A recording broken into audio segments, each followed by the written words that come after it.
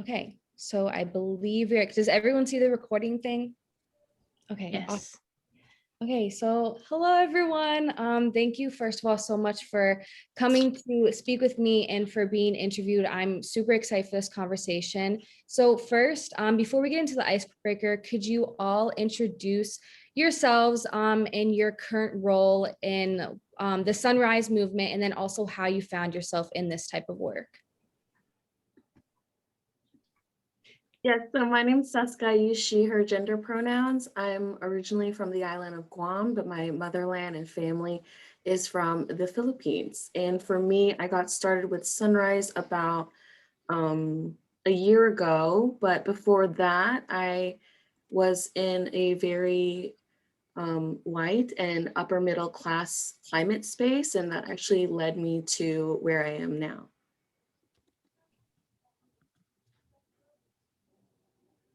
Vinessa? Okay. I'm not involved in the Sunrise Movement. I'm sorry, I just joined this super late, but I'm a co-founder and chair of the nonprofit organization Allied Marianas, where we strive to create mutual dialogue among the islands and the Marianas and gaining independence from the United States because it is a U.S. colony slash territory. Well, they are, but I'm also the founder of the Masakata Collective, which is a collective of concerned people in the diaspora, which is, the United States of America, where we're concerned about the over militarization of the Mariana Islands, basically. And that's kind of how this conversation plays into environmental racism. And I was thinking about it like on my drive home from seeing my Nana, because she was like a little sick. But yeah, I was thinking about it, and like the Mariana Islands and all surrounding waters, it's the largest area that the Department of Defense uses for their training, their bombing, and and that kind of plays into environmental racism.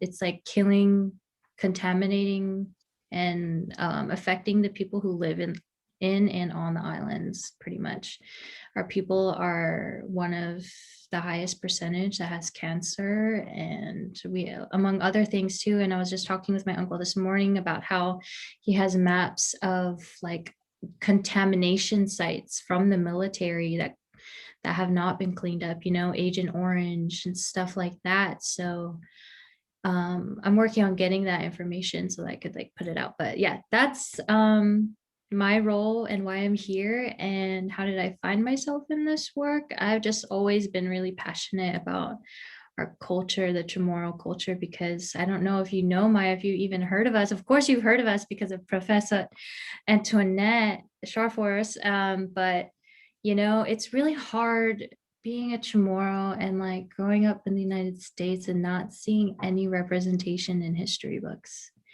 And even to this day, like my cousin, she's a graphic designer at major at Sacramento State University, and she's taking an ethnic studies course because she's really passionate about our culture too, and she wants to somehow like implement that into her studies. And she was telling me last night or the other night that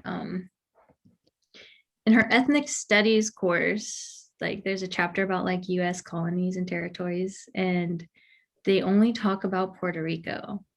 And it's really like disheartening because that's like a higher education institution, supposed to be teaching about ethnic studies, and we're still being left out of the equation.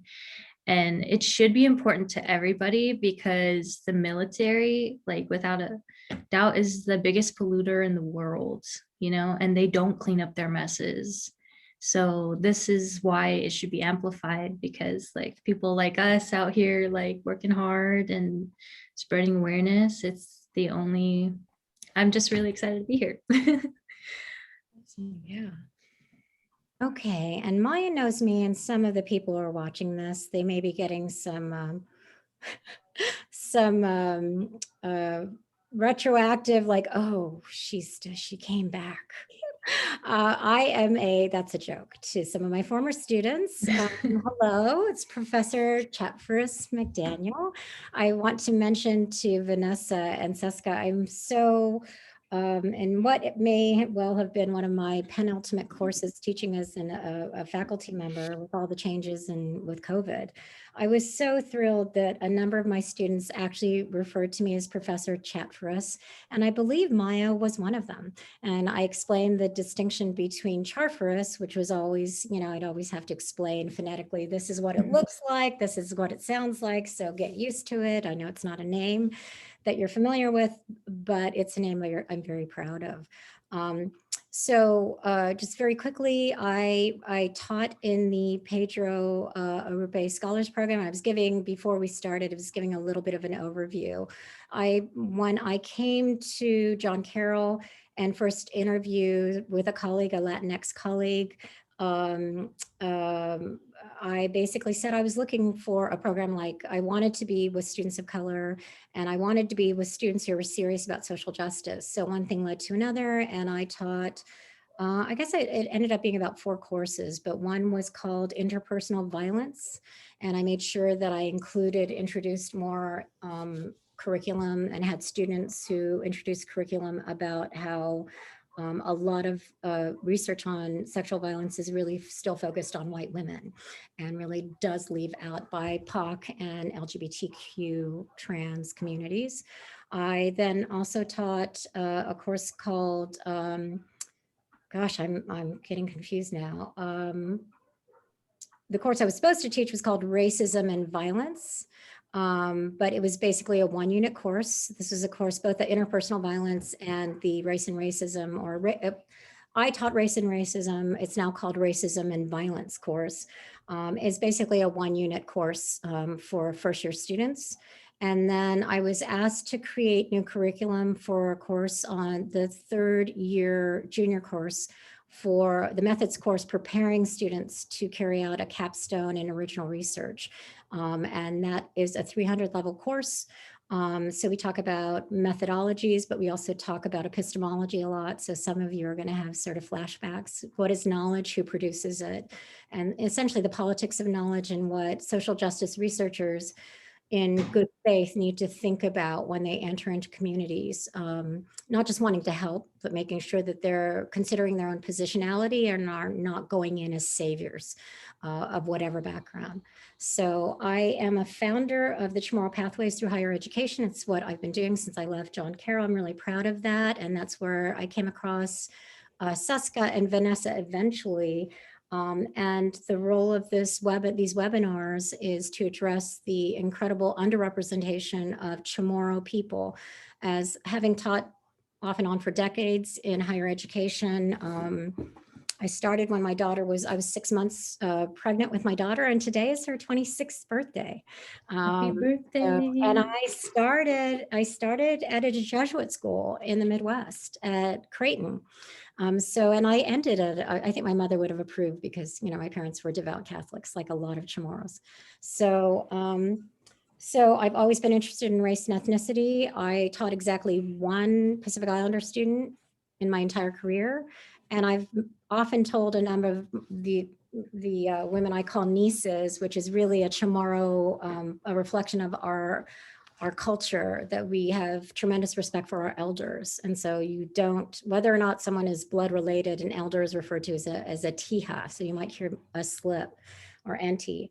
And I told them that as much as I enjoyed my career and really was always prepared to fall in love with every student in my class, whether or not they returned the affection, I felt like I'd been waiting for them for 30 years. So I sort of traded in professor for tija, and I'll take that. So I've always been interested in inequality. And that begins with understanding where I come from as well, but did not get the opportunity. My research is really on the history of race and curriculum. And so Vinessa's cousin, who is studying at San Francisco State University, is really one of the key places where ethnic studies was born. So the Third World Liberation Front, many, many years, decades ago now. And then I looked at the creation of a Department of Ethnic Studies at UC San Diego and Brown University Center for the Center for the Study of Race and Ethnicity and was a founder of Comparative American Studies at Oberlin College when I was a faculty member there. So that's me, but you basically have three women who have ties to the Northwestern Pacific, the Marianas Islands, consist of, Vinessa, can you hit it? The Marianas Islands consist of Guahan. Oh, sorry. I Yeah, thought, that's okay. Where we're from, right? oh yeah, Guahan.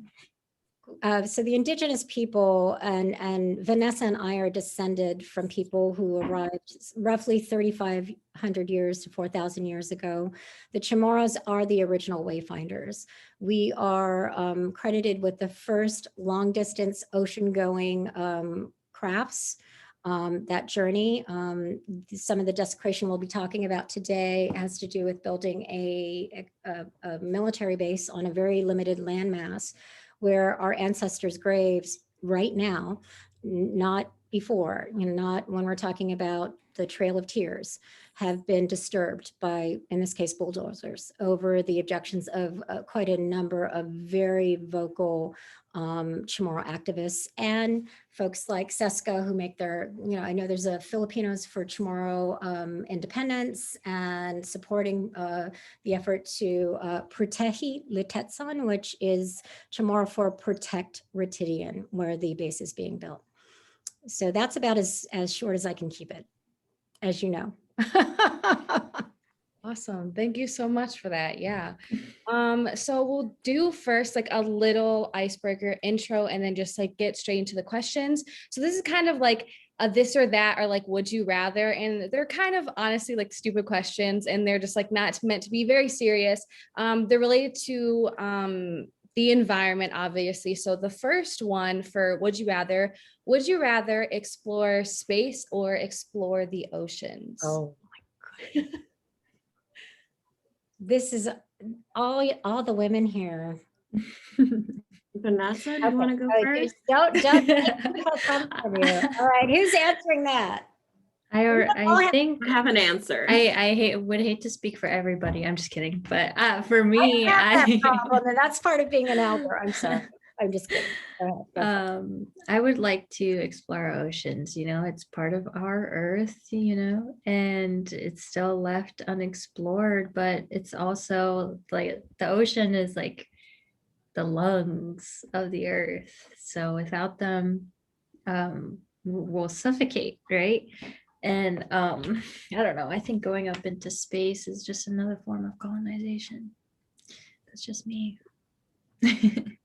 Okay. Are we taking, do we all three answer the Yeah, same? you all three answer. Yeah. Mhm. Okay. Go ahead, Czeska. Go ahead. Go ahead.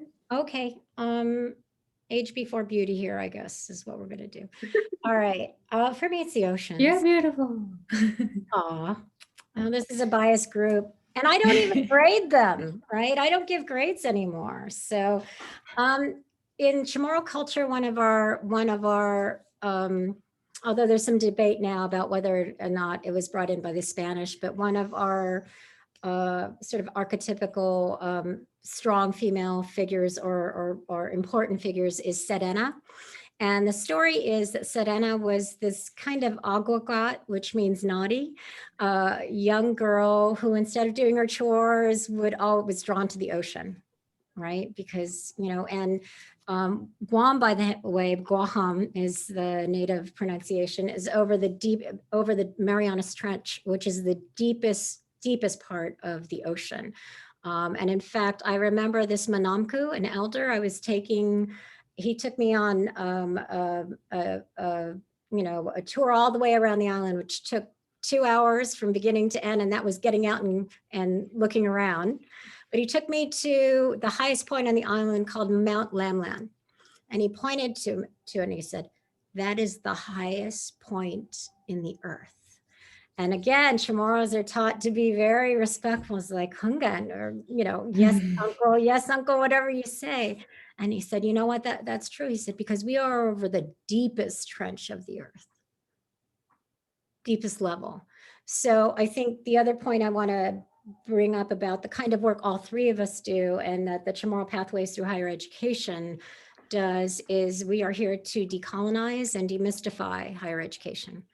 And decolonization does not just involve taking back control or political sovereignty from a colonizer. We, as Vinessa said, according to the United Nations, Guahan is one of the last 17 global colonies in the world. So we are still colonial subjects, cannot vote. We have a non-voting delegate to the Congress, and I did work for Congressman Ben Blas. And by the way, the base that's being built is named after Ben Blas. He was a Brigadier General in the Marine Corps.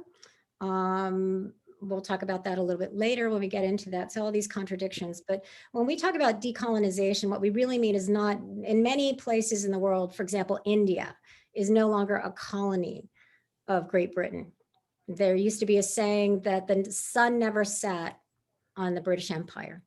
They could not sustain that after World War II. So it wasn't just goodwill. It was just that economically, the French, the English, the Italians can no longer sustain control, financial or material, financial or political over these colonies. So we talk about post-colonial societies like India, right? Parts of Africa, et cetera.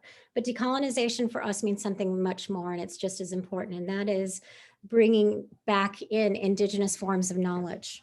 So remember, Maya, I talked a lot about indigenous epistemology. So an epistemology is a way of knowing, right? A way of, and it's so for us, decolonizing a space, whether it's higher education or medicine or accounting or I don't know, schooling, wherever, irrespective of whether or not indigenous people are there, decolonizing higher education, which has been my my mission, means that we create spaces for different kinds of knowledge, the knowledge that's linked to Black communities, to Latinx communities, to our indigenous Pacific Islander communities, or what's referred to as Pacifica, a lot of Pacifica nations, because there are many, many islands and we're not all the same. But Guahan, again, is in the Northwestern Pacific, and we're part of the Marianas. Guahan is and we were artificially separated from one another, and that's Vinessa's wonderful program or project. Please look up Allied Marianas. We're trying to, address the way we were artificially divided by Spain and various other, then Germany, then Japan. And, it'd be really nice if Chamorros could come back together and have sovereignty over all of our islands. So, so for me, it's the ocean.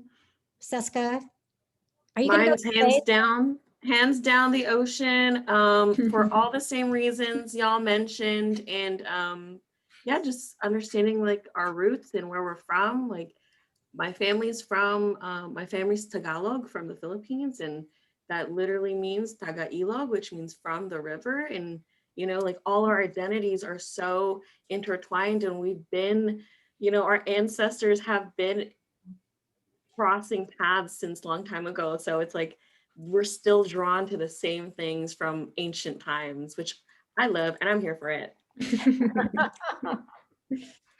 Yeah, I'm about to be the odd man out here because I'm an overthinker. So I wrote these questions and I'm still overthinking them because I love the ocean. I love how just mysterious it is and how there's so much yet to discover. But me overthinking this question, I was like, oh, it's easier to explore oceans rather than space. So if I got the chance, I would definitely just want to see what's up there. Like, are there aliens? I know it's kind of like weird and maybe not everyone believes that. I guess in a way, like there are bacteria, microorganisms up there, I believe they found. So those are aliens in a way. And I think it would be cool just like to have that feeling like you're like, defying gravity, like you still like you get to like wear these like big suits, like you go up in space and like, I don't know, that's kind of like thrilling to me. And I think that would just be cool to experience just to see what it's like up there.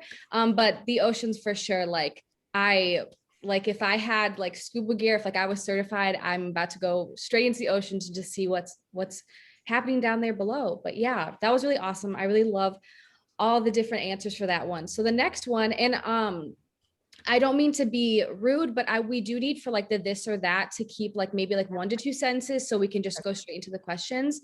So the next one is, would you rather plant a forest or regrow a coral reef? And I Coral think, Reef, hands down. Vanessa's Yeah. yeah, remember, Maya, we talked a lot about positionality versus bias. Now, you don't want bias in quantitative methods when you're collecting data. And SES-kah's an accountant, right? You want, to be precise. But we're positioned as 3 women of the Pacific. And I'd also just really quickly say, for our ancestors, the ocean was not mysterious. They were guided by the stars and the currents and the winds, right? And, I don't want to play into Moana, right? Because for us, that's almost as insulting as thinking Moana is to Pacific culture as Yo Quiero Taco Bell is to, the ability to learn about Latinx culture. So somewhat tongue in cheek, but at the same time, there are a lot of critical Pacific Islander scholars who were very upset by that film because they portrayed a goddess, a female goddess at that, as being destructive, when we know that Pacific Islanders and Pacific Islands are at risk for climate change, some of the most at-risk groups in the world.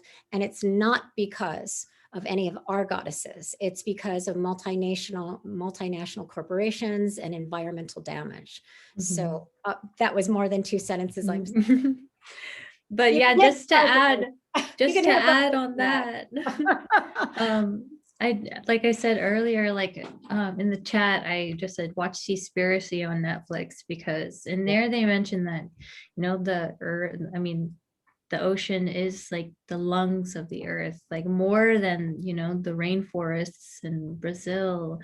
It's a lot bigger than that. And so I would definitely go with the coral reefs, Not that we want to take care of the, the rainforests in Brazil. We love our Brazil. Yes, Right. yes, everything is important. So it's like fighting pollution, and it's has to come from like a holistic approach. I think like it's not just one thing, what like these corporations and the government and the military wants us to believe. It's all connected. Not about profit alone. You can never sever that from the impact on communities. It's not just about national security, because then it becomes a question of who defines national security.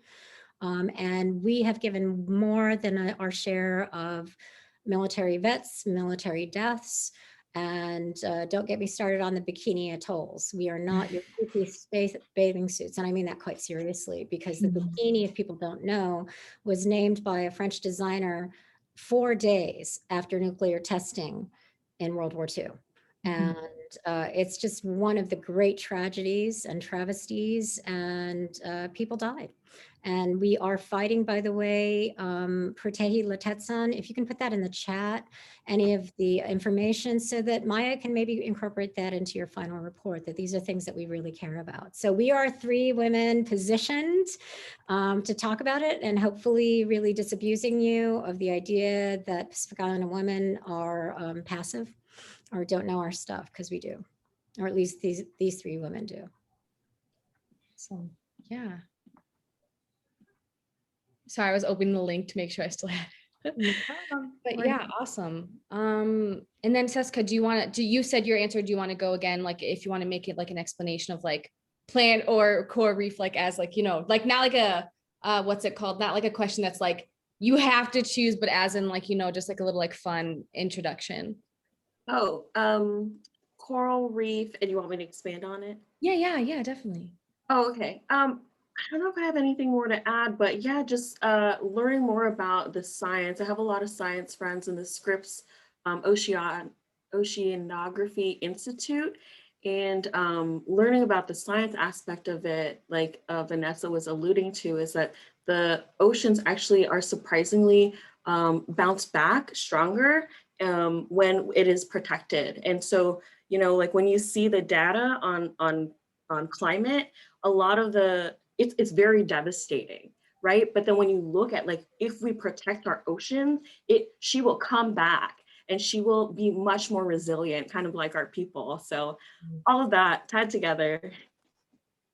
Yeah, I really love that. I think that's like an aspect I've never really like learned in my science classes. Like I've learned about carbon sequestration, which is both forests are carbon sequesters, and then of course not coral reefs, but the ocean is.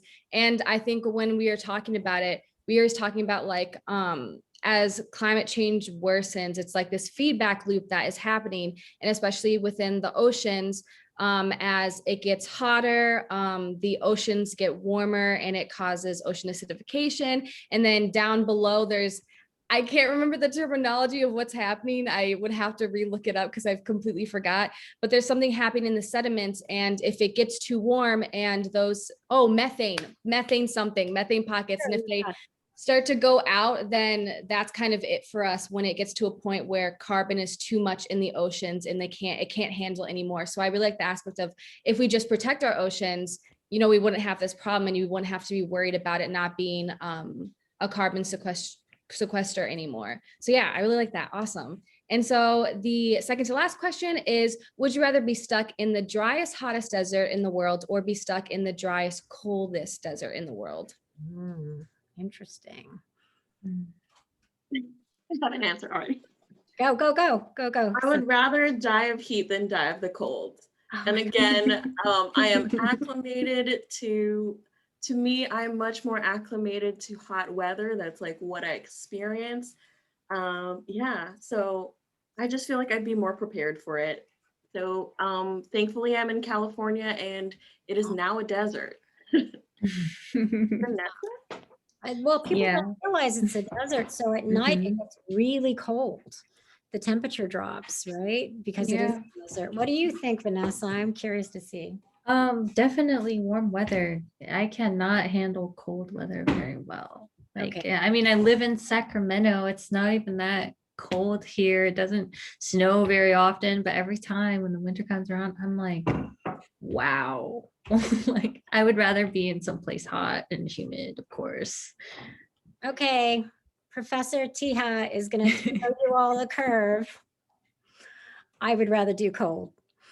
And I don't know if it's because in terms of my migration, my family's migration story, my first memories are actually of San Diego, where we actually haven't mentioned that SES-kah is one of the first 3 women with ties to Guam to be elected in California as a delegate to the Democratic Party. So very proud of her.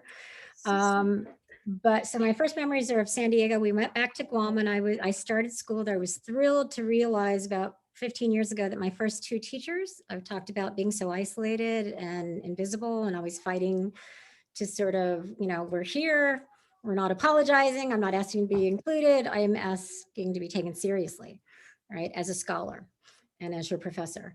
But my first 2 teachers were Chamorro women. So I remember thinking, oh, that was kind of cool, right? Then we went to Virginia, and this was in January where there was like no snow. I know Maya grew up here. So I mean, it was like, but Virginians were freaking out, like everything came to a full stop, right? I don't know. And this is a long time ago.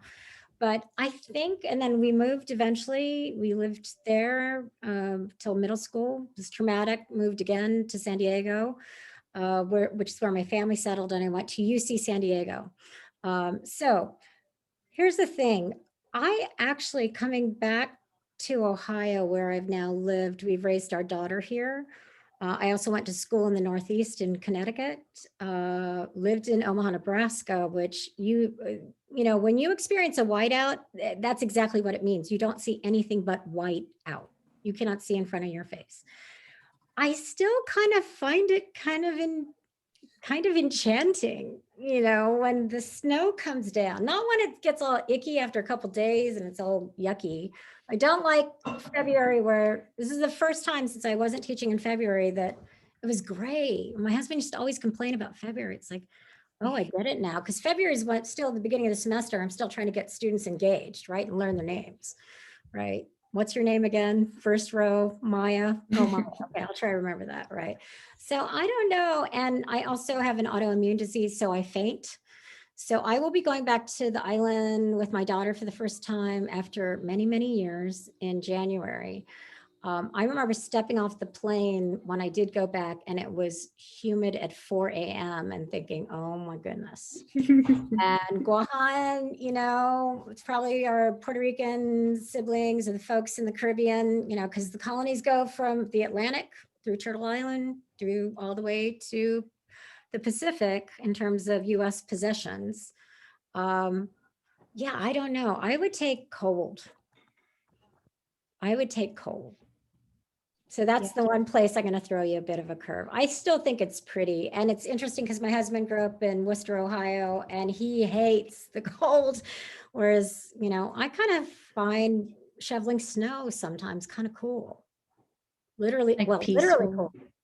Well, not necessarily peaceful, but it's like it all comes up, and it's like vacuuming. It's my vacuuming is snow shoveling are my favorite because you get a clear result. Your house feels clean, your yard looks neat. But anyway. Yeah. What about you, Maya? Yeah, I think if I'm gonna choose, though I like summer more than winter, in terms of desert, I don't want to die of thirst. And you know, there's snow in at least hopefully in the like coldest deserts. So I'd probably choose that just because of like the water aspect. And hopefully I have, you know, those like really like those reflective blankets, you know what I'm talking about? Like that like you keep your heat or like, and you can go under the snow too and like cover yourself or like make a little tunnel. And people have survived. I mean, they probably have survived in both, but I know that there's been stories of like survival in like really cold, just like area. So I probably would definitely choose. And there is cryogenics, so maybe they could bring us back. I think it's also because I'm a Capricorn and born on Christmas Eve. So you know, I'm a December baby.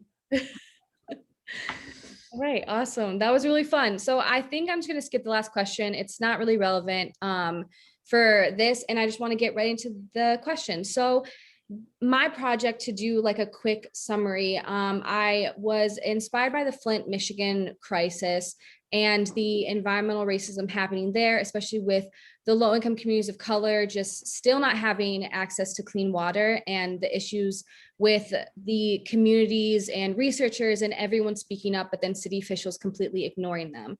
And so I wanted to look into like what's happening in Cleveland, because environmental racism happens literally everywhere in different forms. So my project focuses on ArcelorMittal, and that was inspired by taking my class junior year with Professor Charfauros.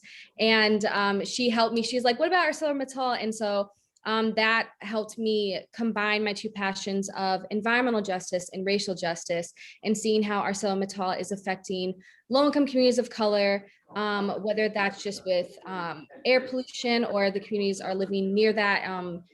Public schools are being affected as well. And there's just a lot of issues with that. And then especially with COVID-19, that heightened even more issues because pollution causes underlining issues, whether it's respiratory issues, and of course COVID-19 is causes problems with, you know, the respiratory aspect. I'm really not good with medical terms, but that's a little bit about my project. And so my first question is just kind of there's different aspects of environmental racism in different areas. So what types of environmental racism have you been seeing in your own community?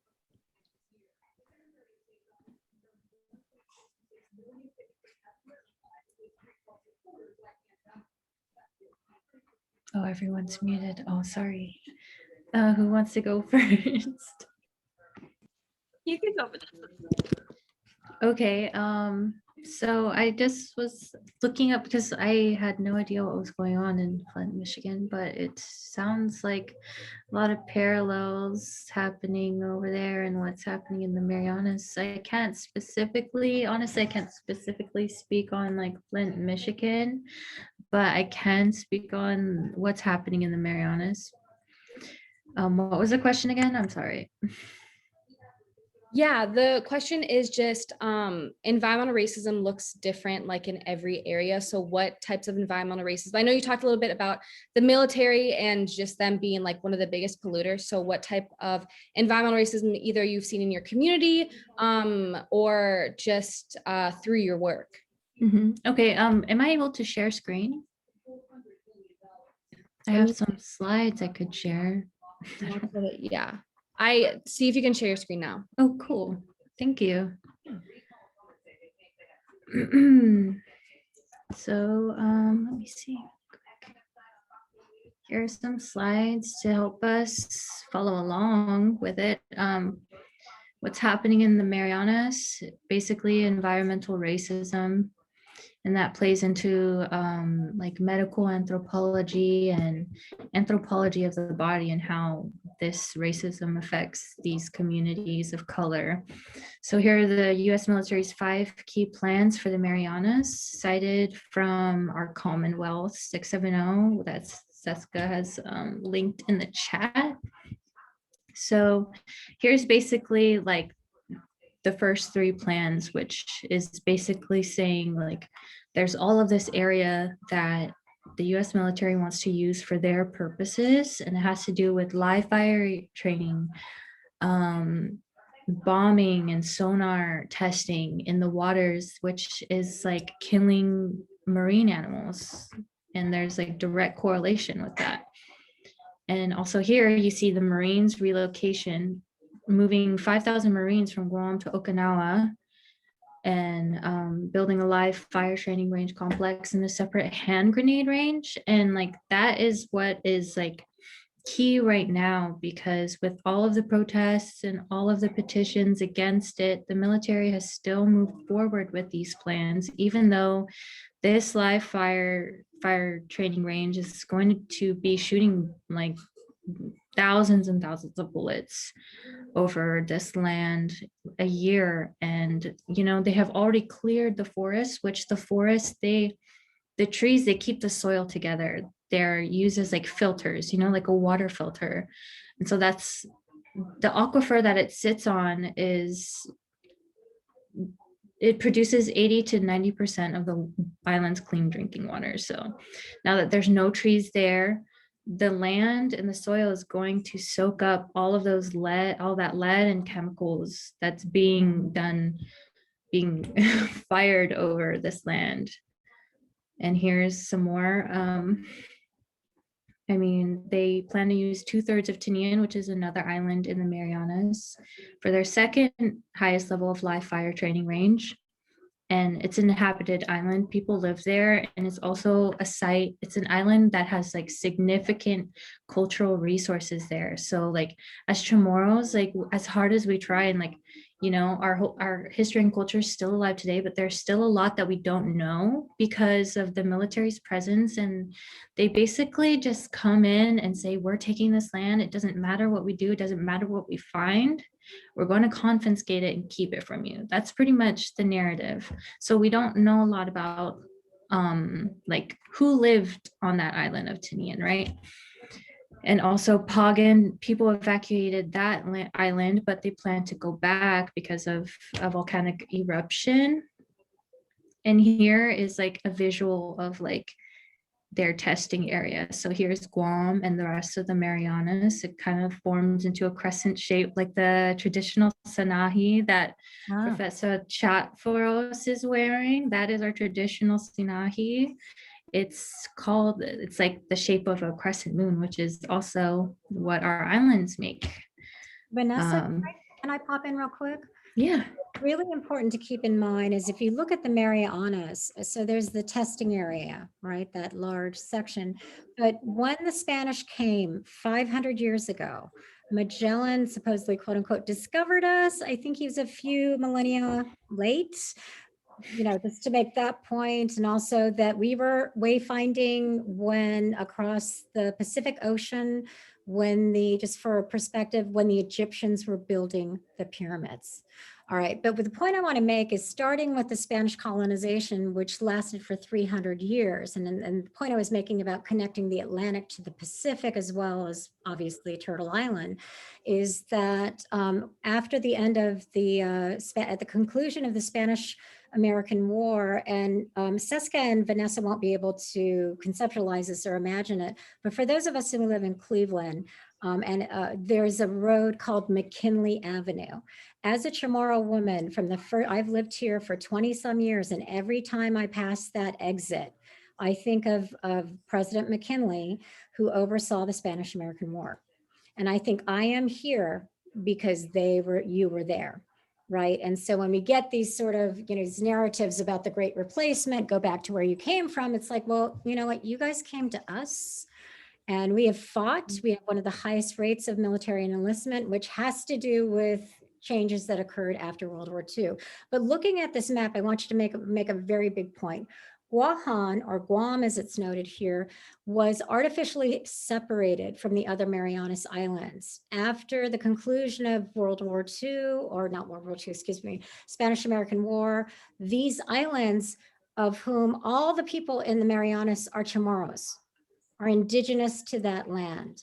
And yet the Chamorros were artificial, our islands were parceled up. And at some point, the Northern Marianas Islands, or the CNMI, at some point were overseen by the Germans, then the Japanese, and then the Americans. So the Spanish, the Germans, the Japanese, the Americans. And Guahan, so one of the projects that I find so exciting about what Vinessa is interested in, and which Masakata, which means warriors, are interested in supporting, is at least a discussion about how do we reunite politically. Some people say that's never going to happen, but we don't believe. A lot of people said that the Berlin Wall would never come down. So it's always about activists having a particular kind of vision that goes against, which clashes with sort of common sense. So again, Vinessa, sorry to interrupt. I just wanted No, to thank that you. kind of background. Thank you so much. But, this is just for some reference.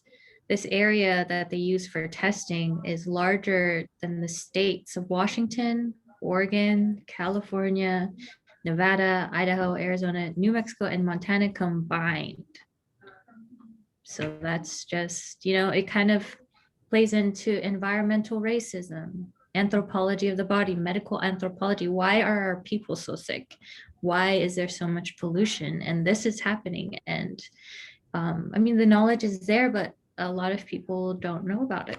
And that's pretty much the sites that I wanted to show you. And Right. I'll stop talking now. No, Vanessa, and I'm sorry. So you can see where they're building the base, which is Camp Laws, I believe. The other point to talk about things being connected, part of the reason that 5,000 Marines are being slated to be moved to this tiny landmass, much smaller than Okinawa, is because of protests by the Okinawan people after there was sexual violence that was committed by American military. And that went, that military justice we were talking about, for example, when we talk about what happened in Atlanta, right? We have to look at the connections between militarization, not just over there, what's happening over there, but what's happening in Atlanta. Those women are essentially, there's a long history of prostitution that's been tolerated, sort of it's an open secret. Being built right next to military bases. I grew up in San Diego, where SES-kah is now a delegate, and 32nd Street, where my family used to go shop at the Exchange. There were hookers. It's located in a working class neighborhood, predominantly Latinx. And just for scale, or just again to bring it back to how universities are involved. I lived in a working class community, blue collar, predominantly Filipino, in Paradise Hills, and Chamorros who were there because of the military. And then I'd go through National City, which had the lowest, at least at that time, lowest per capita income, predominantly Latinx, poor working class. But then I'd take the freeway up to La Jolla, where UC San Diego is located, which had the highest per capita income, at least when I was an undergrad. And so as a young woman, studying sociology and inequality, I was living it. I was commuting daily and going through neighborhoods where you knew people were either unemployed or underemployed. Scrappy folks would be selling, it would be like a swap meet every day in their driveway. So I do not come from, none of us come from privileged backgrounds, and yet we're all professionals. And when we talk about decolonizing the academy or decolonizing any institution, it's because we want to bring and not just be included. We want to bring our knowledge and our concerns with us, that it's really easy when you're on, quote unquote, the other side of the world. And when people see you as Moana, just a friendly little, Hawaiian girl, which completely, the notion of what people understand to be Hawaii is itself deeply problematic. That, you're going to have a hula girl with hips on as a car dash, kind of ornament. Every time the spring rolls around, I have to go into dollar store and see, just tiki stuff, right? Or you have the who was it? The Proud Boys wearing Hawaiian shirts, white supremacists, or the Charlottesville incident where white supremacists were chanting "Jews will not replace us" while they were carrying tiki torches. There's all this very complex history of the Pacific or Oceania. And we really need this to be taught. Just one last point is that Pacific Islanders are the second fastest growing population in the United States. And some of that has to do with climate refugees, that things are getting so bad. It's the islands and the islanders that we're the most vulnerable. And even those parts of the diaspora, people really don't know that Pacific Islanders or in terms of essential workers, we had some of the highest death rates from COVID. So I really appreciate you allowing me to bring these brilliant young women in, these activists, to sort of, demystify who we are, so that you see that we are not just competent, but proud women who are very proud of where we come from. We have a lot to say. And when we're sort of dismissed as, oh, you're part of AAPI, addressing now anti-Asian violence when it gets that bad, right? But Asian American Studies was always around. So suddenly there are resources. It should not just be a reaction to people. Our people should not have to die for people to care about these issues, because ultimately the ocean connects us all. And as Vinessa was saying, this is an environmental issue that, sooner or later it's about omnicide, right? The death of all things. But Flint, Michigan is connected to us, Vinessa, in the sense that Pratehi Letetson, we're fighting for the basic human right of having clean drinking water. And we don't want to wait until our babies are born with birth defects. We don't want to wait until our elders die sooner than 5-10 years sooner than they have to. So it's a kind of slow genocide, and I want to name it as such.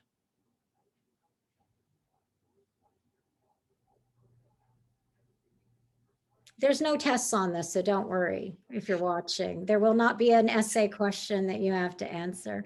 The essay question is the essay question of how you live your life. That's the real essay question. Yeah, definitely. And before SES-kah, sorry, I don't mean to cut you off before you talk about Sunrise Movement and all the work you do. I just want to point out, thank you again for talking about this. And I think it's so important because there is a lot of intersectionality between all of these issues. It's this same idea, the baseline idea is that we're fighting for basic human rights. These communities are fighting for their voices to be heard. They're fighting so that it's not a situation, like you said, Professor Chatfris, that we're not waiting to be heard. We're not going to wait until we all die out. We're not going to wait until that our babies are being born into this just world where they're either hated or they're killed just for being who they are and their background. So thank you again for that. And then SES-kah, can you please talk about some of your work and what environmental racism looks like in your community? Yeah, if it's okay, can I, because I do have to absolutely drop off at 10 minutes. Can I address 2 of your questions that I saw in your emails? Yeah. One of them, how do I address environmental racism? And then 2, the one about representation. Yeah, is that okay? yeah, I had those questions lined up just in case we ran out of time.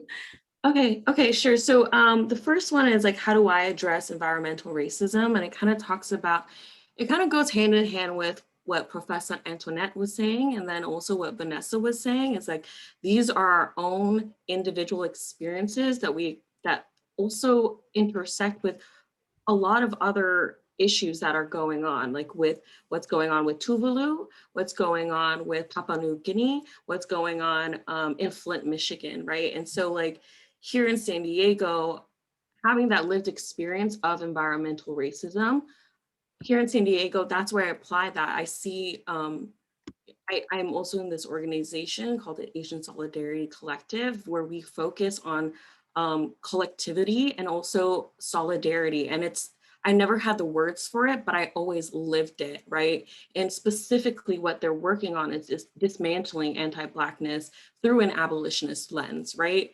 And so with that, like in those spaces, understanding what that means and like abolishing, San Diego's a border town. We have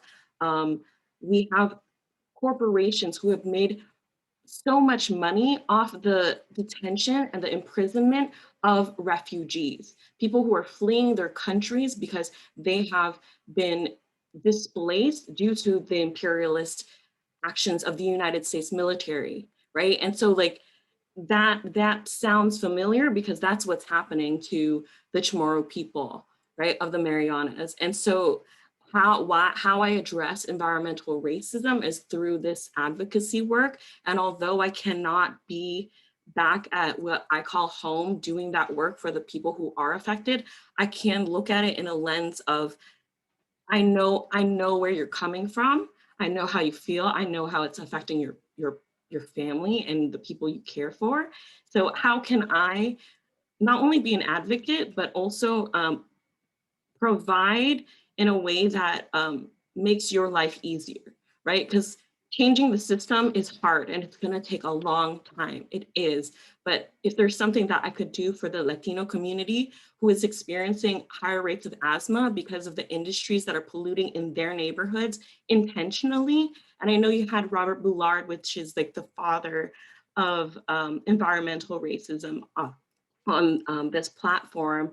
And so, like he said, like pollution is drawn, it is segregated, just like racism is, right?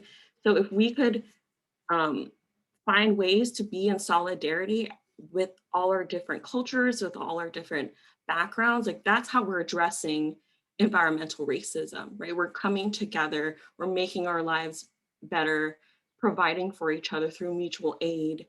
But in the Chamorro culture, it's more called inafamalek, right? So, and that's what mutual aid is. So when you heard about it when the lights went out in Texas, mutual aid was something that Indigenous people have been practicing for years, for generations. And then the second one is representation. So I think your question was, why do you think representation is so important in environmental activism? And if you are white, how do you amplify voices and what does your allyship look like in this movement? And for, white presenting people, I would say, I don't want allyship. I want you to be an accomplice.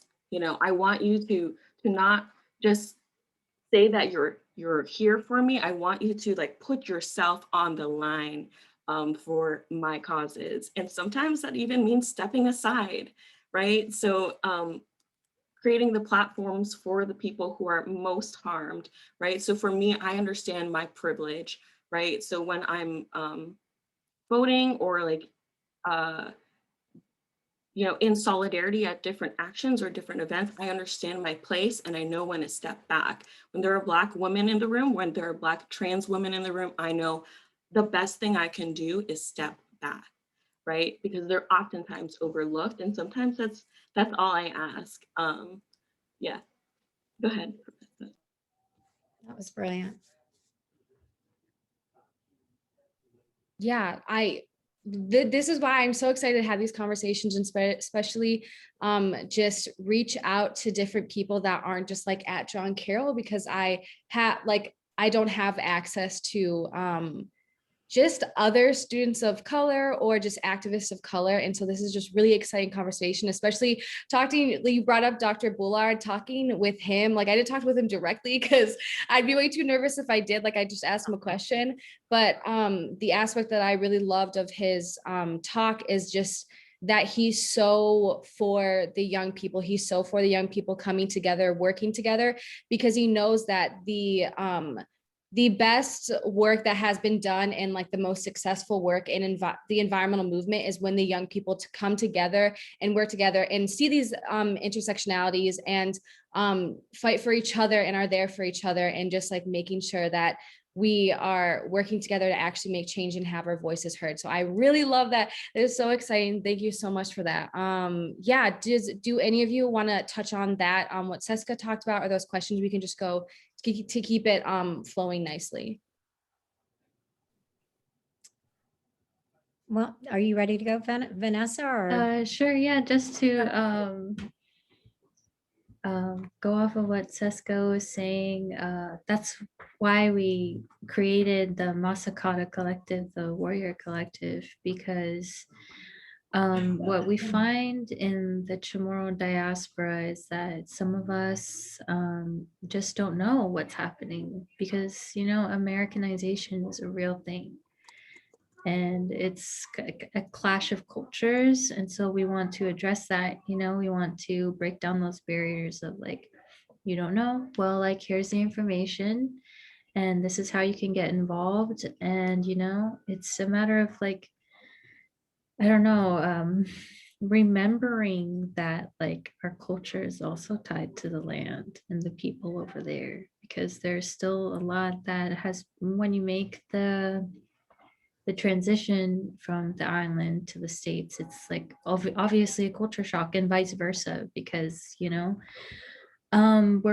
that's where our culture is rooted to. And a lot of arguments are saying that, you know, like, oh, well, if a culture is strong, then it follows the people and stuff like that. But our people have been on there for thousands of years, and it's worth protecting.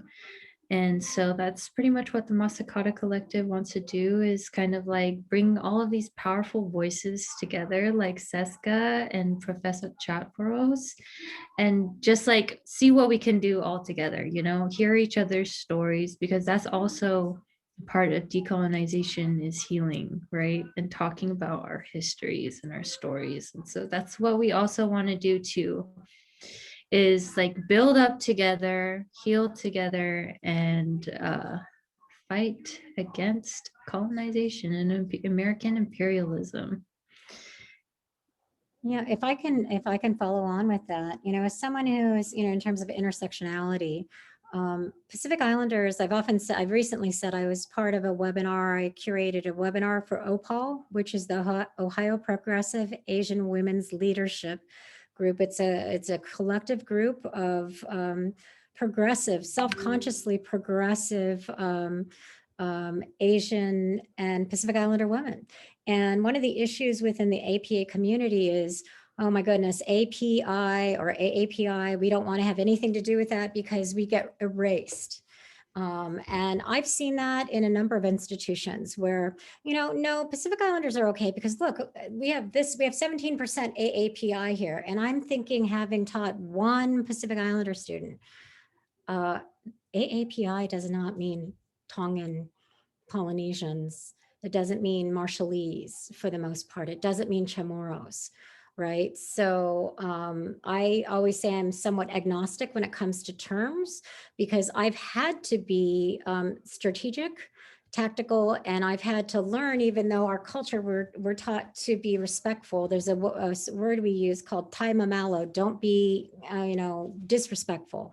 But unfortunately, in a society where being respectful is often equated with being passive, and also with not having anything to say, which is very different from a inafamaluk, which is we're interdependent. You know, for us, we want good for all. It literally translates to make good for all.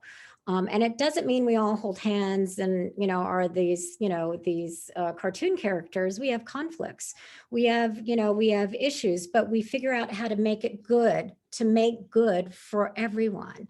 But I'd like to put in a plug for not just going beyond the AAPI, but I have these wonderful nieces that I've been meeting, and who are I can say this now because even though you're grown up, right? So I don't think they're going to bleep me or censor me, but I'm meeting all these badass activists in my community, and I'm so proud, right? But many of them will say they were active in Black Lives Matter. They were active and posting for DAPL, which I see, what's going on in Guam right now. I've framed it as, this is our no DAPL moment. This is our Flint, Michigan. We need our progressive allies to pay attention as we continue to support and look at anti-Blackness and be for Black Lives Matter. We need to, sort of address our own issues in our communities of colorism, which is a reflection of colonization, all of that good stuff. But at the same time, I know all these women, and not all of our communities are progressive. So we are still a selective group within our communities. But at the same time, I think one of the most poignant things one of my nieces has said to me recently, someone who also spent all of last summer in protests and signing petitions and, fighting for social justice across communities, right? Just as traumatized by the George Floyd murders, right? And what this woman said to me, this is, a woman in her 40s who's doing her PhD, and she said, "Auntie, my question is, I will, and so many of us here we will march for Black Lives Matter. We will march, for brown children, our Latinx brothers and sisters and their children in cages, because those kids look like our kids, some of our nieces and nephews." And it was very haunting to me because she said, "But will they march for us?" And so I think if we can be really strategic about our time with Maya, we are soliciting part of what Masakata's strategy, which is really a strategic one in the sense that there are not as many of us, but many of us are involved, like SES-kah, in Sunrise. Many of us are involved. I'm involved with OPAL. IRTF here in, I've spoken at the recent teach-in for IRTF, which for those of you, for the non-Cleveland folks, is Interreligious Task Force, which is a peace and justice, sort of a lot of focus on South America, because Cleveland has, and the Catholic Church gave up martyrs for liberation theology there. But what we're trying to do with Masakata is recognizing our small numbers, although there's nothing micro about us. We do want to engage and invite anyone who's watching this podcast we will give you addresses. John Carroll, we'd love to see the Arupe Scholars Program sign on in force. We'd love to see DEI. We'd love to see Tiffany Green. We'd love to see CSDI write a letter and say, we are in support with Chamorro, to protecting Chamorro lands.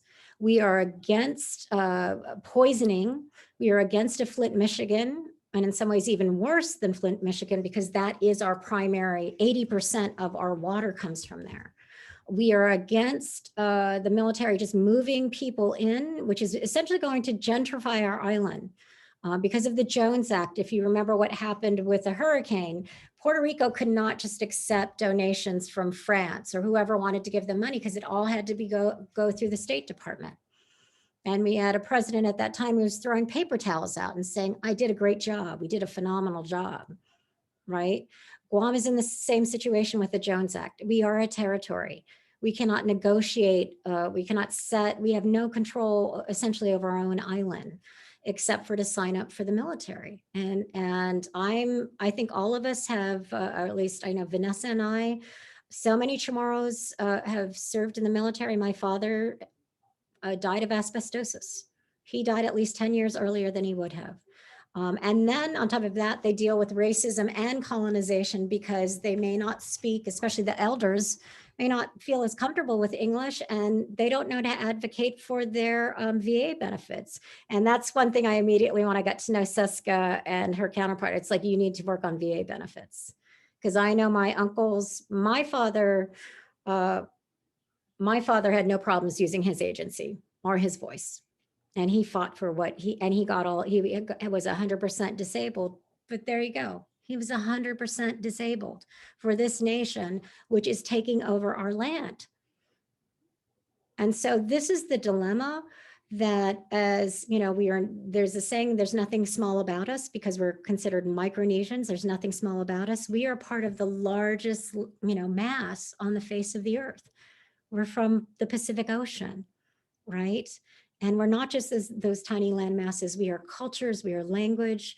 A lot of activism has come out recently because an indirect impact of COVID, that for the first time, tomorrow language classes were available online, and suddenly all these people like me from the diaspora jumped at the chance, because our parents were, like Native Americans here in Turtle Island, were told that don't speak your language, you're going to hurt your children. That crosses over to Latino communities. Speaking Spanish is bad, but you know what? Neurologically, we know that children who are multilingual or bilingual, their brains develop faster. It's just certain languages they don't, everybody's cool if you speak, I don't know, French, even though you're a French major. So and I speak Italian. I love Italian language. But the point is, but don't speak those languages. And we want you to stop looking at us like Moana. We want you to think about when you have a luau and put grass skirts on and think it's cute. It's not cute. There are deep epistemologies. There are deep cultural meanings. And we will fight to address that where we're given the opportunity. But we need these spaces so people hear us, and that you start doing your own research. So we don't have to be telling you this over and over again. Just give us the opportunity. We will bring you the information, but please act on it. And if you are, bring these issues, we will give you information, Maya, that you can please bring to Arupe. Please distribute it. It's easy to forget about us because there aren't large numbers in Northeast Ohio. My husband's originally from Worcester. A lot of the John Carroll people will know. And I remember joking with him. It's like, am I supposed to go register somewhere? Being the first Chamorro and my husband's people helped to found that, right? It's on the cornerstone, his great-great-grandfather. But my daughter comes now from both those families as a mixed race person. So we're asking our advocates to listen carefully, to understand that not all Pacific Islanders are the same, to recognize that there are intersections between who are essential workers. In Toledo, for example, meat packing plants. Marshall Islanders can come as American nationals. Just like turn of the century, at this point, great grandparents of Eastern Europeans who worked in meat packing plants at the turn of the century. Why? Because you don't need to speak English, and it's low skill and it's cheap pay. So now the people who are doing that are Latinx people, and they're Pacific Islanders right here in Ohio.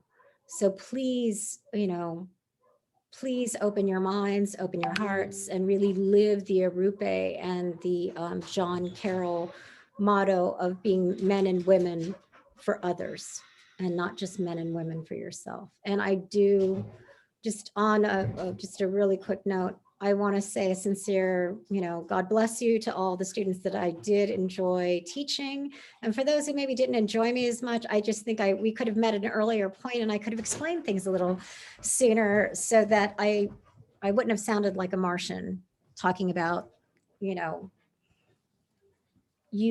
race does matter. But in your field notes, you never mentioned it after studying with people who are Black and Latinx for 8 weeks, right? The fact that you were not even comfortable talking about it says that you need to do some unlearning. Lean in, as they say. Lean into the discomfort so you can unlearn some stuff. We won't hold you responsible, but in some ways, the essay question is the way you live your life, the rest of your life. And it was always a privilege for me to teach, even if it was, I wasn't necessarily bringing you easy things to learn about. I still cared about all of you. And so, and these two, I get to hang out with them for the rest. They're going to have to call me T. I said, when I'm done with all the activism, just roll Auntie in the corner and bring me a plate every now and then. And if I'm drooling, I'll wipe my mouth. If, hopefully I'll keep my teeth. Before I go, I do want to also like not only challenge people to do things because there's a lot of things going on in the world and it's hard to keep up. It is. And we, I believe it was Audre Lorde who said, we don't live single issue lives, and I think that's important to note because this work gets very tiring, right? I try not to look at it in a scarcity type of perspective because that's like the capitalist mentality trying to dictate my life. But I like to think about it if like, I'm not doing this because I know that your people will show up for my people. I'm not doing this because Black people will do this for Filipinos. I'm not doing this because tomorrow people are going to do this for Filipinos. I'm doing it because it's the right thing to do. And so people who are from privilege, people who are white identifying or white presenting, I want them to think hard about like, why are you doing this? Are you doing this because, it's trending? Are you doing it because you think Black people will do this for you? Or are you doing it because it's the moral thing to do? And that goes beyond just this reciprocity and beyond this like exchange transaction of like view of things, right? So I hope that, and that's to me is like what solidarity is in this work. It's not charity, it's not white saviorism. It's I'm gonna not like lift you up, I'm gonna be alongside with you, And and that's all I have to say. I'm willing to listen to you. Thank you, Czeska, for coming. I'll catch up with you later. Thank you, Czeska. Thank you so much, Czeska. Love you, Czeska. God bless you. Thank you for, oh, she's gone. Maybe if she ever watched the video, thank you, Czeska, for coming today. We'll keep you in touch. I brought you into my community, and once you become part of the Chamorro community and the people of the Marianas, we're going to embrace you. I do think, I think her point was really, don't do it. Do it for yourself, ultimately. Do it for your own character, do it because you do really want to live your morality. And it can be overwhelming. I hope that I came across as always patient, because as a sociologist, I understand that a lot of this was not your individual choice. It was not you were born into a certain neighborhood, a certain language, a certain faith, even, preconceived notions. But I would go back to that sort of lament where I think that Indigenous women, for example, when we look at the missing and murdered issues, we are often the least. We are written off. We are the Pocahontas, so we're not Pocahontas. We're not Moana. We're not your Moana. We're not your two-piece bathing suit. We are complex human beings facing really critical issues, right? And ultimately, I do think if we bring it all the way back up, which is the environmental racism piece, you have a vested interest. Even if you do want to see it, it's ultimately it is transactional in the sense that we are talking about the death of all things, omnicide. It is not, and we recognize all of us. I mean, Vinessa, she's young, and I'm thinking, oh my goodness, thank good I've got, tag team. Here comes some young, energetic people. But I also worry for her as I worry for you, Maya, or I worry for any activist that you're going to get burned out. And I've told people, I've had conversations, do not allow this to so consume yourself, because then capitalism and inequality wins, right? It is a Sisyphean task.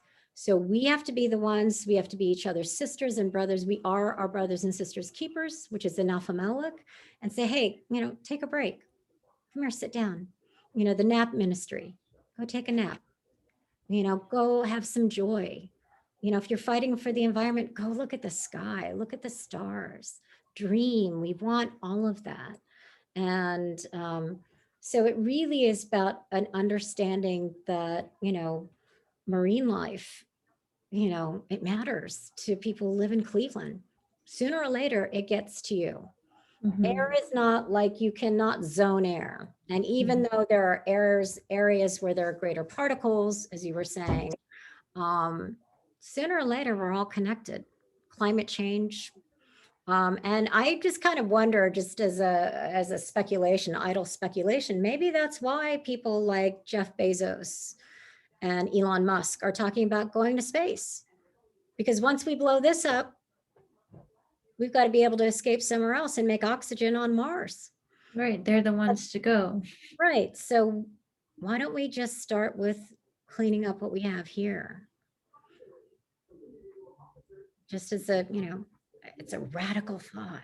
I've been accused of being a radical before. Radical thought, pick up some trash. Radical thought, maybe rethink that luau and say, what do I really know? And just as an example, luau's and tiki torches don't come from, or tiki culture do not come from the same Polynesian islands. We're not all the same, right? So, and even Arupe, okay, let's go with Arupe. Everything is ultimately connected.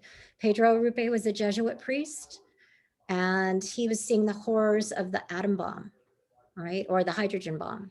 What's interesting about the naming of the bikini 4 days after the Marshall Islands were nuked, were tested, 4 days after a French designer in competition for these smaller bathing suits, which interestingly enough is linked to scarcity of textiles after World War II, right? Everything's history. I'm always talking about C. Wright Mills. You cannot understand individual biography without understanding history. You also can't understand history without understanding individual biography. So let's talk about individual biography and bathing suits, right?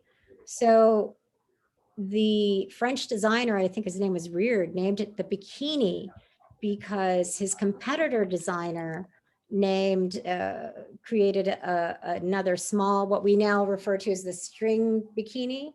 He named his design the Atom. Marketing, right? It's kind of like Urban Decay. Going to Sephora lately, grabbing all that stuff, and it's monetizing prison industrial complex, and we don't even see it. So just at least be willing to think and step back, and think about your life. Where is this? Very good, very good. Where did the bikini come from? My daughter, I don't know if I can show her work, but my daughter has included, she's got a great piece that includes Protehi Latetsan. I'll see if I can find it. Here, Maya, I created this post when I first saw this vintage bathing suit by, was it Roxy right here? I thought it was just so insulting because you have like brown people on this concept of a bikini, and it's just so desensitizing that like you would wear brown people. Right. As like I wouldn't wear brown people on my bikini, like, and this is considered vintage because of what happened here. The bombing of Bikini Atoll, located in the Marshall Islands, is that, the bikini was created after the bombs because it's first bathing suits. Yeah, first bathing suits were of course just the one piece, but then the splitting of it is like similar to the splitting of an atom, and that's the process of creating nuclear energy. And right, it's profiting off of brown bodies. It's environmental racism here, because even though these people live with the highest rates of cancer and they die at such a young age because of this, what happened, what the US did is their islands are also unfit for human life, and radiation poisons the soil and water, and it's unsafe to live there, yet they are profiting off of brown bodies and their sickness. They're fetishizing it. Right? Yeah. And here's just like a view of the Marshall Islands. There's a lot of islands there. Where is Bikini? I don't Make see sure it. you follow Allied Oh, Mariana, it's right here. This is Bikini Atoll. which is Vanessa's nonprofit. And by the way, Vanessa is a first generation college student who recently graduated from Sacramento State, right? So she just created a nonprofit, right? So, Yeah. all right, So- urban scholars. So And look here is Right. here's the effects. Here's a little girl affected by the nuclear bombing of her island. And also the islanders were unaware that this was happening. I mean, like, of course there's the language barrier of the US military coming in and saying like, oh, we're gonna help you, sign this, sign that. But they don't speak English and they probably didn't read English either. So they just signed it without like full consent, or they didn't know what was exactly happening. And afterwards, you see here Admiral William Blandy and his wife and Admiral Frank Lowry celebrating the tests. Here you it's yeah, it's environmental racism. It all plays back into everything and how everything is interconnected. Well, can I tell you a little more about the bikini story? All right, and the bombings. So I'm reading from a book called Putting the Earth First. All right, so I lectured on this years ago at Oberlin in it was the inaugural Indigenous Women Series. So on Sunday, the 10 February 1946, just 6 months after the end of World War II, the American military governor of the Marshalls, Commodore Ben Wyatt, arrived at Bikini by seaplane and addressed the people at the conclusion of their church services in their churches. All right.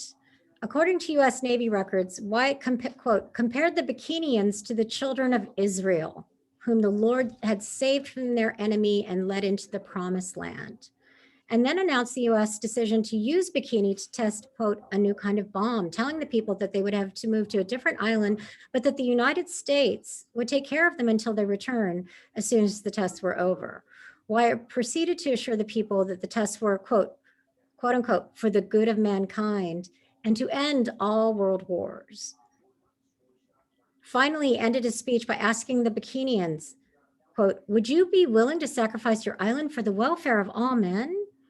Inspired by this speech and having little choice in the matter, the Bikinians considered the matter, and Chief Judah Kesibuki gave the response, quote, if the United States government and scientists of the world want to use our island and atoll for further development, which with God's blessing will result in kindness and benefit to all mankind, right? Very much like in Afamelech, my people will be pleased to go elsewhere.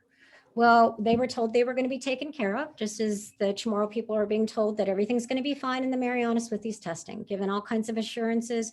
When the Bikini people were moved to another island, they were actually deserted there and left to starve. There were some logistical issues, but fact was they were not only moved, but they were left without food for many, many days. The other thing to keep in mind, it wasn't just the Bikini Islanders who died from radiation. It was the military, the people who served in the military. So there's a way in which it does come back to capital, it comes back to power, it comes back to who's controlling the narrative. And I do remember, and Vinessa will know who Clifford Geertz is. I often use the phrase, culture is a story we tell about ourselves. If you grow up believing in the benevolence of the military, that the military is always doing good, and conversely, the military is not everyone in the military is evil, and this becomes a complication for doing politics as more progressive folks. Most of our family members, almost you find a Chamorro in the diaspora, somebody's father at this point, grandfather was in the military. And so a lot of times we have to talk with our own people and say, we're not criticizing grandpa. We don't want to shame our uncle. We don't think any less of you, but we're saying, are there other options for our people? Is there other kind of work we can have? Can we develop our fisheries?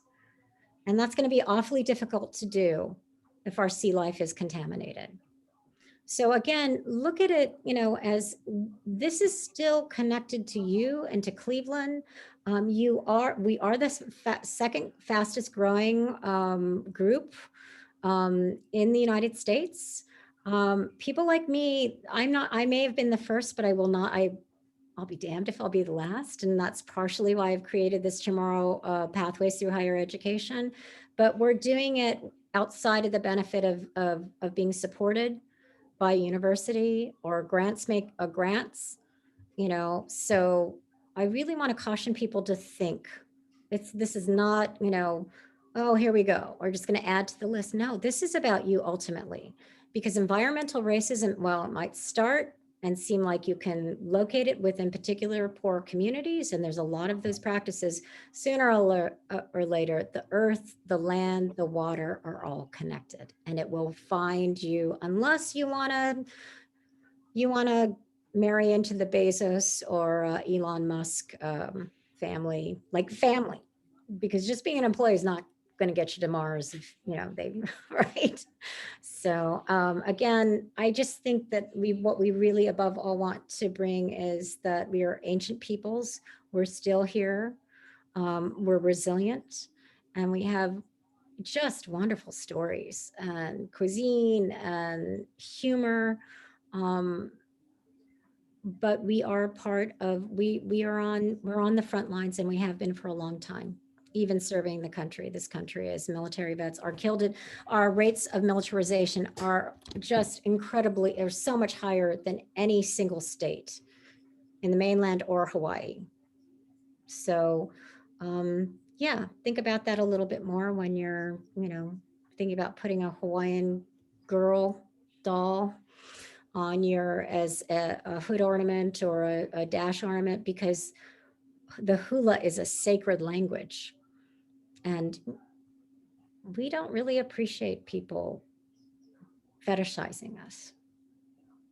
All right. And besides which, a Roxy bathing suit is expensive. So maybe save your money and something else. Unfortunately, in a capitalist economy, boycotts do matter. So Maya, is there anything else? Yeah, I have definitely like a couple more questions left, just to kind of like put it all together, but also just because I'm interested. But first of all, I feel like I've heard about the bikini and like the dark history behind it, but I don't think I ever like really knew about it. So I think that's why like talking with people that know what's it called? Sorry, I like my brain's all over the place, but just talking with other people and educating yourself and learning what like environmental racism looks like in different areas is so important. And like, I don't think I would have ever really known about the bikini, and probably would have like continued to be ignorant if like I hadn't talked to you guys. So thank you again for bringing that up, because I think that's really important. I don't think a lot of people, when I put this up, will actually know about it either, to be honest. So yeah, my next question, Vinessa, so you showed a little bit about your social media, like on Instagram. Can you talk a little bit about how social media has played a role, or maybe not played a role, but probably played a role in just pushing environmental activism and the issues that you're passionate about, and bringing awareness to these issues, like especially the bikini that you talked about?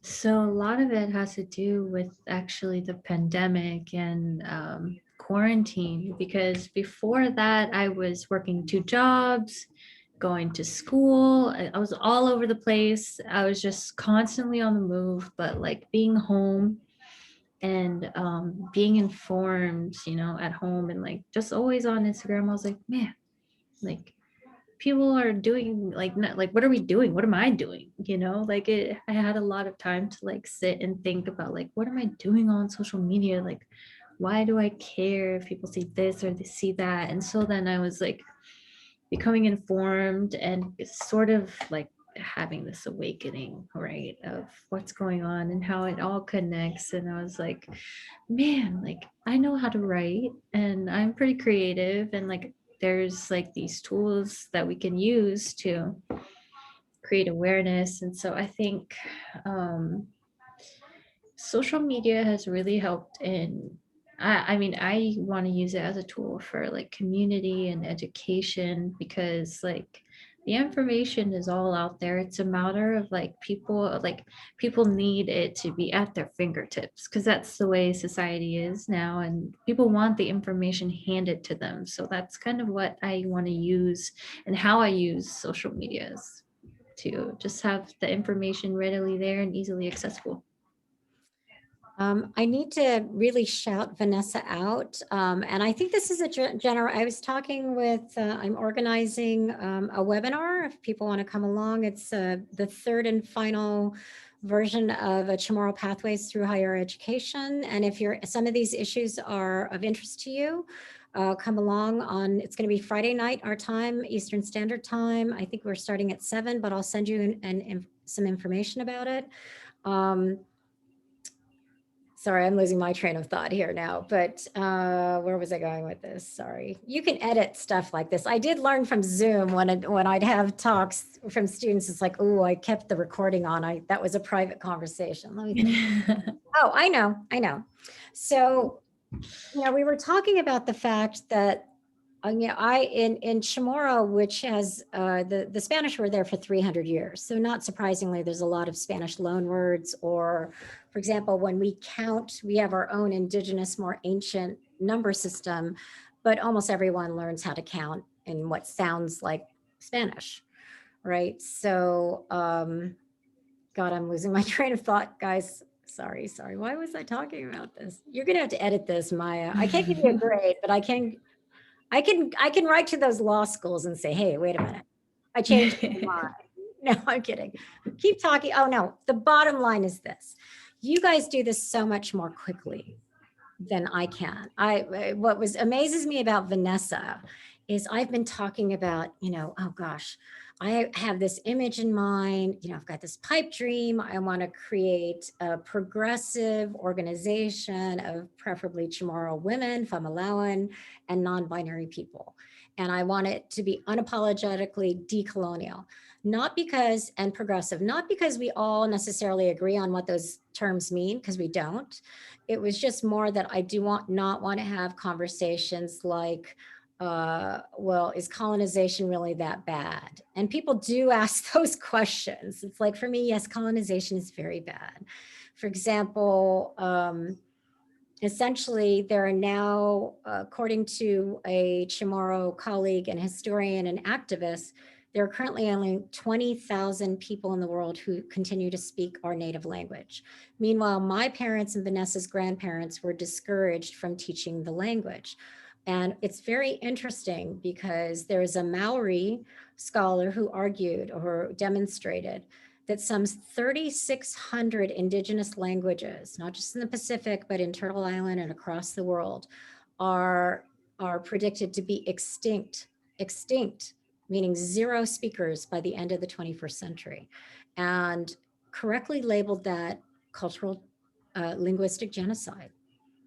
It's all these micro actions. What Hannah Arendt, she was a journalist, but also a political scientist who covered the Nuremberg trials. And she talked about what's called the banality of evil. Something that's banal is something that it's not interesting, right? So there's a way in which we take these things for granted. Oh, Moana, it's harmless. I can dress my kid up. Or, oh, a bikini. Oh, isn't this cute? Not seeing. Again, you've been trained not to see those brown bodies. Whereas for Vinessa and I, those are our bodies being represented. Those are our sisters, our children, our aunties. And so we don't really want them to be, fetishized and commodified, right? Especially when we have such urgency. So, but as a nenny boomer, this is the point I was trying to make. Nenny being baby in Spanish, right? I often say as a nenny boomer, I just don't know how to do stuff that you guys do, like that.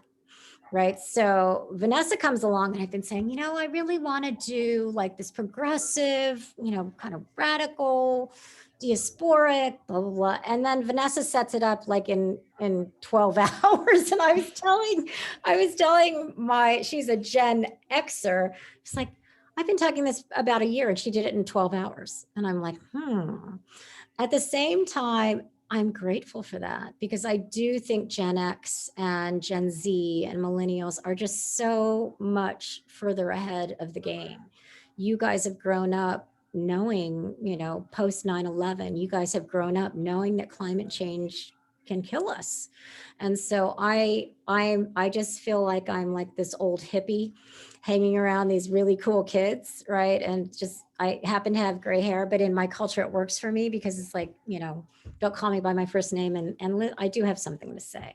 So after not feeling particularly welcome and often having a lot of a history of trauma as a woman of color and Indigenous Pacific Islander for 30 some years off and on, starting with when I was 17 years old as an undergrad.